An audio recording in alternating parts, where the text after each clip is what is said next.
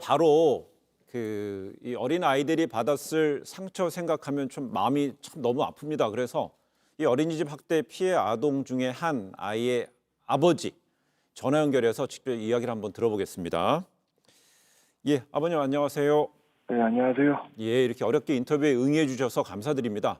네. 이번 사건 언제 어떻게 알게 되셨는지 제가 다시 한번 기억을 좀 떠올리게 좀 질문을 드립니다.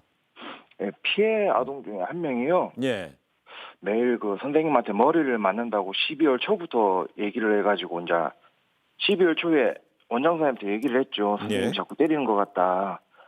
그러니까 원장 선생님이 그 담당 보육 교사한테 얘기를 해가지고 확인을 했는데 자기는 그냥 머리를 쓰다문 거라고 예. 그렇게 얘기하고 원장 선생님은 더 이상 뭐 확인도 안 해보셨고요. 그 뒤로요. 예.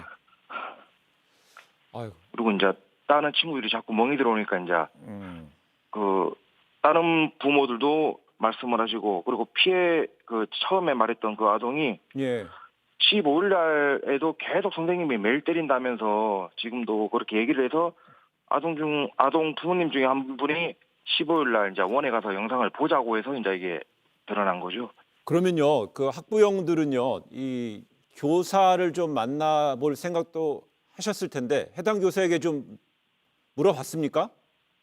예, 제가 16일 날 이제 저희를 원장 선생님이 부르시더라고요. 이런 일이 있었다면서 네. 그 만나봤는데 이제 원장 선생님은 정말 그거 사각지에다 찍힌 머리 살짝 대 있는 장면만 보여주시면서 뭐 이런 일이 있었다라고 얘기하시고 그 가해 선생은 그냥 죄송하다고 울기만 하시고요. 예. 근데 결국은 가해 선생님은 울기만 했고 원장은 뭐 제대로 된 대처를 안 했다는 건데요. 예, 그리고 축소하고 은폐했죠 저희한테 계속. 예. 그렇다면 이 공개된 어차피 근데 그 어린이집 안에는 CCTV가 있었을 텐데 이 상당히 CCTV 안에는 그 부모님들 보시기에 표현하기 어려울 정도로 많이 좀 마음 아픈 내용이 좀 많이 담겨 있었습니까? 아무래도 좀 그렇죠. 아무것도 안 하는데 영상 말고 다른 영상에 보시면 저기서 그냥 놀고 있어요 친구들이랑. 예. 근데 가를 굳이 자기 앞으로 데리고 와서 그걸 꼬집고 간다는 게 뭐 학습에 그거에서 그렇다는 게 아니잖아요. 말이 자기 말대로. 네. 그런데요. 그 보통 이제 그 학대받는 아동 옆에 또 그걸 보는 아동도 그 충격은 또 이루 말할 수 없을 것 같아요. 그래서 그 아버님 자제분하고 또 그 친구들 상태는 좀 어떻습니까? 지금 심리적으로 그 검사를 받아봤는데요. 전부 네. 다 심리적으로 지금 아동들 전부 다 많이 불안해하고 좀 마음의 상처를 많이 받았다 하더라고요. 예. 뭐 그림을 그려서 X 표시해놓은 게 제일 밴드인데 그러니까 그림을 예로 들어서 나무나 이런 게 자하고 X표가 데일밴드예요. 예. 그래서 자기가 마음적으로 상처받았다고 그러더라고요. 그 저희 아이 같은 경우에는 최소 한 달에서 3개월 정도는 계속 심리 치료를 받아야 된다 하더라고요. 예. 참 마음 아픈 사연인데요. 근데 현재 경찰이 7명의 지금 피해 아동이 있는 것으로 좀 파악하고 있다고 그러지 않습니까? 현재 부모님들 어떻게 좀 대응하고 계신지 좀 질문드리겠습니다. 지금 부모님들끼리 다 모여가지고 솔직히 지금 이게 처음에 경찰에서 긴급 체포를 해가지고 영장 실질 검사해가지고 저희는 구속이 될 줄 알았어요. 예. 근데 그쪽에서 뭐 사선 변호사를 사가지고 이미 뭐 초범이니 그런 걸로 해가지고 기각돼가지고 이미 그 가해자는 나와 있고요. 예. 그래갖고 저희도 지금 어떻게 뭐 지역구 의원님이나 이런 분들 찾아가가지고 그 지역에 장철민 의원님이라고 계시는데 예. 그분한테 찾아가고 저희 사정을 얘기하고 좀 도와달라고 음.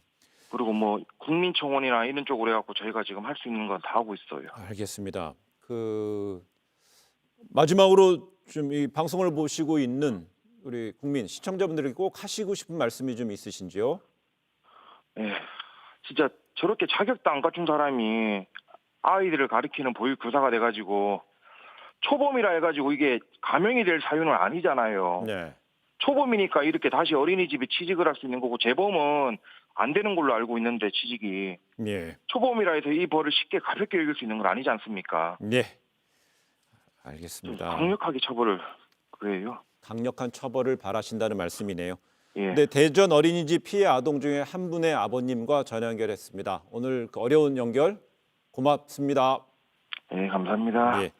윤식 기자, 지금 폭행에 가한 그 담임 교사들의 입장, 그다음 원장의 대처 지금 되게 좀 이해가 안 되는 대처인데 지금 어떻게 좀 상황입니까? 어떤 상황이에요? 일단은 학부모가 처음 찾아갔을 때 네.